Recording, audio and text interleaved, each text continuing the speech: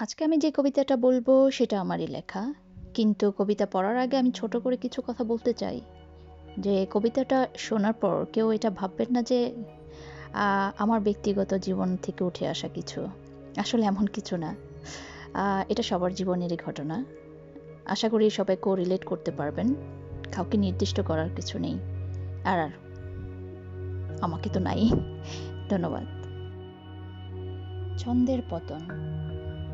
তালে তাল মিলিয়ে স্বপ্ন দেখার খেলায় আজ ছন্দের পতন ঘটেছে।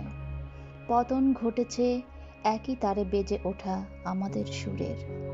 ভালোবাসার স্বপ্ন আজ আত্মহতি দিয়েছে। যত্নের আবহাওয়ায় ঘূর্ণিঝড় ভেঙে চুরে একাকার হয়ে গেছে ছোট্ট পৃথিবীটা। দু চোখে তৃষ্ণার্ত অশ্রু, মুছে গেছে লাল নীলের দেওয়াল লেখা।